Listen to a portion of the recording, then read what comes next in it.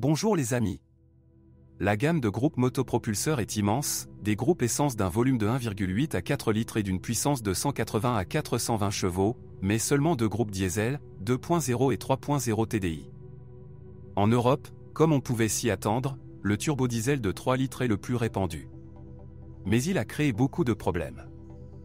Le moteur est devenu célèbre pour la défaillance de la transmission par chaîne de distribution, du système d'injection et des collecteurs défectueux. Les dysfonctionnements apparaissent généralement après 150 à 200 000 km. La chaîne de distribution du 3.0 TDI, cette génération de moteurs à 3 chaînes, alors qu'auparavant 4 étaient utilisées, a tendance à s'étirer, après 150 à 200 000 km. Le même montant devra être dépensé pour éliminer les fuites d'huile dans la partie supérieure du carter d'huile et sous le carter de distribution, ce sont également des maladies typiques d'un moteur diesel de 3 litres. De plus, toutes sortes de joints et joints dans la cambrure du bloc se dessèchent et des traces de fuite apparaissent. Le 3.0 TFSI Essence souffre également de problèmes de distribution. Certains propriétaires de LA6 et 7 3.0 TFSI des premières années de production, avant 2013, après 150 000 à 200 000 km, ont été confrontés à des réparations majeures dues à des brûlures d'huile causées par des éraflures sur les parois des cylindres. Il convient de noter que malgré la désignation 3.0 TFSI, il n'y a pas de turbocompresseur.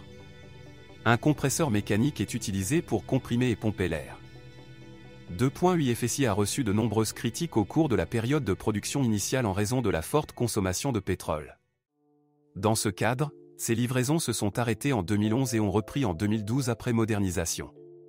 Cependant, certains propriétaires constatent une augmentation de la consommation d'huile après 100 à 150 000 km, et certains ont même eu la chance de rencontrer des éraflures sur les parois des cylindres. Le TFSI de 2 litres a été modernisé après 2012 et les cas de brûlure d'huile ont commencé à se produire beaucoup moins fréquemment. Moteur turbo de 2 litres développant 180 ch après 100 à 150 000 km, cela vous oblige à remplacer la chaîne de distribution étirée.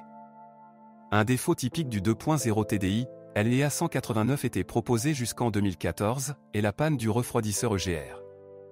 Dans les moteurs à essence, la pompe du système de refroidissement fuit souvent. Le thermostat tombe également en panne de temps en temps. Les supports du groupe motopropulseur sont rendus après 100 à 150 000 km. Voilà pour les mauvaises nouvelles concernant les moteurs, car les autres moteurs n'ont pas encore posé de problème sérieux. Si la copie achetée est toujours sous garantie, il est préférable de ne pas recourir au réglage des puces. Le fabricant peut refuser les réparations sous garantie.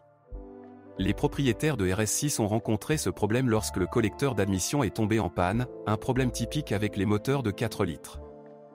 Les meilleures critiques sont recueillies par la série automatique classique à 8 vitesses ZF8HP.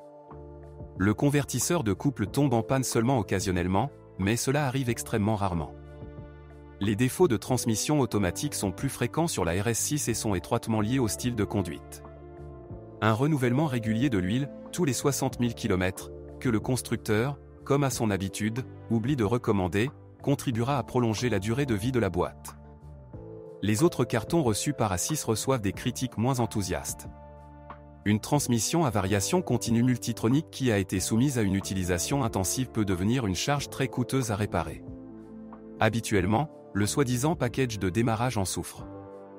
La S-Tronic DL501 à cette vitesse était associée à des moteurs de 3 litres, essence et diesel. Malheureusement, un couple élevé n'est pas ce qu'il y a de mieux pour une transmission automatisée. Le style de conduite a également un impact significatif.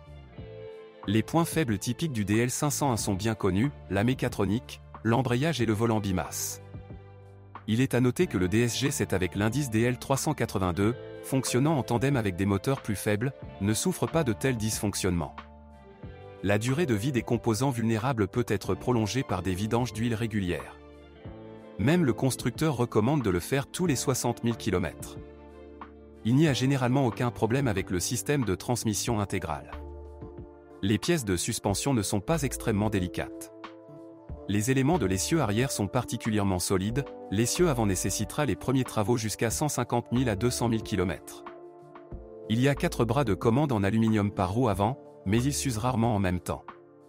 Les blocs silencieux peuvent être remplacés séparément. Les amortisseurs arrière durent généralement plus de 150 000 km. Les amortisseurs avant tombent en panne beaucoup moins souvent. Certains modèles ont une suspension pneumatique réglable. Les vérins pneumatiques cassent rarement. Par exemple, lorsque le propriétaire oublie de le verrouiller pour changer de roue. Le MMI dispose d'une fonction spéciale à cet effet. Heureusement, les racks peuvent être restaurés. Comme le notent les mécaniciens, ce n'est pas l'élément le plus urgent de LA6 et 7. Les roulements de roues avant se terminent entre 100 et 200 000 km. Les roulements arrière sont également assemblés, mais durent généralement plus longtemps. Malgré sa haute technologie, l'Audi A6 et 7 n'a aucun problème d'électronique. Bien entendu, cela ne s'applique qu'aux voitures qui n'ont pas été impliquées dans un accident et qui n'ont pas coulé. Les exemples concernés nécessiteront un investissement important, car l'Audi regorge de capteurs et de contrôleurs. Vous devez être conscient de ce que l'on appelle la protection des composants, c'est-à-dire chaque unité électronique possède un numéro VIN stocké du véhicule auquel elle est destinée. Grâce à cela, il est possible de détecter les blocages avec le code VIN d'une voiture précédemment volée. Les problèmes électriques typiques incluent une panne du moteur électrique permettant d'ouvrir la trappe à carburant. Le défaut est peu coûteux à réparer, mais très ennuyeux. Heureusement, le constructeur a prévu une option de secours pour ouvrir le couvercle à l'aide de rubans adhésifs dans le coffre. Il est à noter que ce problème a touché la plupart des modèles d'Ingolstadt.